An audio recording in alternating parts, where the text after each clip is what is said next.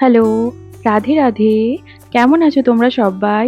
গোপুসোনার কৃপায় আমরাও খুব ভালো আছি। এখন জানো তো সকালে কি খাবো সেটা আর আমাকে চিন্তা করতে হয় না। প্রতিদিন আমি উঠে দেখি ভাই কিছু না কিছু করে রেখেছে। আজকে মূলো দিয়ে ডাল সিদ্ধ করেছিল, সেই দিয়েই মুড়ি খেয়ে নিলাম। তারপর এখানে মা ডিম সিদ্ধ করে দিয়েছিল সবার জন্য। আমরা সবাই এখানে একটা করে ডিম সিদ্ধ খেয়ে নিলাম। তারপর আমি স্নান টান করে চলে এসেছি, কারণ এখন ভাইয়ের জন্য আমাকে তাড়াতাড়ি স্নান করে নিতে হয়। কারণ বসে থাকলেই ভাই বলে যা স্নান করে নে। তো ওর জন্যই তাড়াতাড়ি হয়ে যায় স্নান করা, গোপুসোনাকেও তাড়াতাড়ি সেবা দেওয়া হয়ে যায়। ভাইও স্নান টান করে নিয়েছে মাঠ থেকে এসে, দিয়ে এখন বসে একটু টিভি দেখছে। আর এইদিকে এখন মা আমাদের ভাত বেড়ে দিচ্ছে।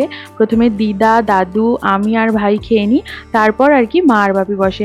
আজকে তো অনেক কিছু রান্না হয়েছে, করলা ভাজা, শাক ভাজা, মাছের ঝাল, মোচার ডালনা। এগুলো আমার আর কি খেতে ভীষণ ভালো লাগে। আমাদের বাড়ির সবাই আমরা ভীষণ ভালো খাই, আর ভাই দিদা তো খুবই ভালো খায়, পছন্দ করে। এখন দেখো বাপি আর মাও আর কি খেতে বসে গেছে।